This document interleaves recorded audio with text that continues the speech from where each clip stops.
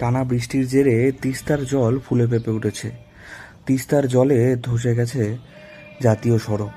জলের তলায় এখন জাতীয় সড়ক, যার জেলে ব্যাহত যান চলাচল। সিকিম থেকে শিলিগুড়ির দিকে আসা গাড়িগুলিকে তাই ঘুরিয়ে দেওয়া হচ্ছে। এর ফলে সমস্যায় পাহাড়ে ঘুরতে আসা পর্যটকেরা।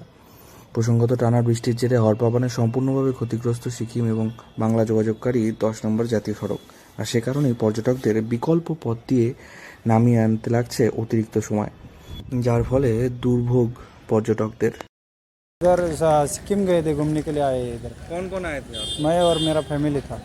तो वहाँ पे क्या परिस्थिति है और कैसे लौटे? क्या अभी तो सही है सब, लेकिन आने में बहुत दिक्कत होती है। जाते वक्त 4 घंटा लगा, आने में हमको करीबन 8 घंटा लग गया।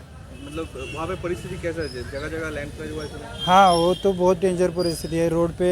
जो अभी रोड तो बहुत छोटा छोटा है, बहुत रिस्की चल रहा है इधर का गवर्नमेंट ने वही सोच के सब पूरा रास्ता बड़ा करना चाहिए उधर का। अभी सब रिस्की काम चल रहा है उधर।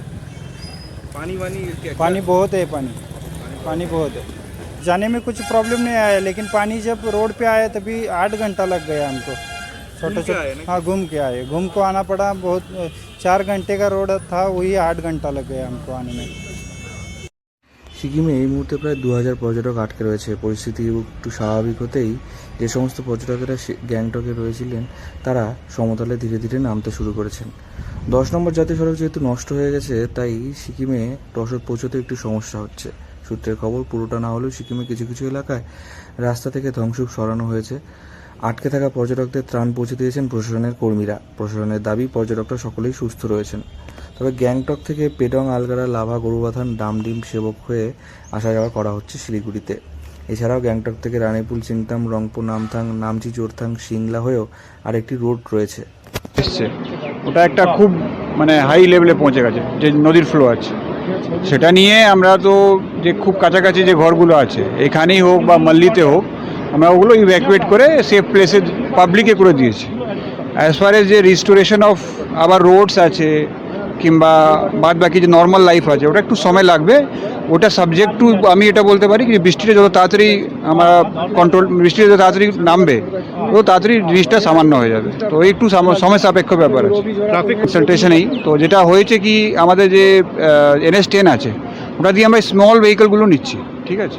বাট যে ট্রাক আর যে বাস, যে বড়ো গাড়িগুলো আছে, ওটা লাভা, লোলেগাঁও হয়ে ওই আপনার ওই ওদিক দিয়ে ওঠে আর ওদিকে ডাইরেক্ট গ্যাংটক চলে যাচ্ছে।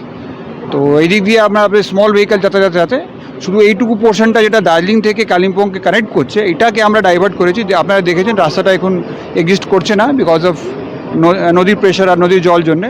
তো ওটা সেফটি প্রিকশন হিসাবেই থাকবে আর এখন ডাইভার্সন চলবে আগামী কয়েকদিন, যতক্ষণ সিচুয়েশন নর্মাল না হয়। Thank you. গ্যাংটক, লাভা, গরুবাথান হয়ে নামতে শুরু করেছে গাড়ি। পর্যটক মহারাষ্ট্র থেকে ঘুরতে আসা অজয় যাদব শিলিগুড়িতে নেমে বলেন যে, আমরা যখন সিকিমে গিয়েছিলাম তখন সব ঠিকঠাকই ছিল, তবে এখন তিস্তার জল বেড়েছে, রাস্তা জলের তলায়, তাই অনেকটা ঘুরপথে ফিরতে হলো। 4 ঘন্টার জায়গায় 8 ঘন্টা সময় লাগলো নামতে। শিলিগুড়ি থেকে অনির্বাণ রায় রিপোর্ট, লোকাল 18 বাংলা।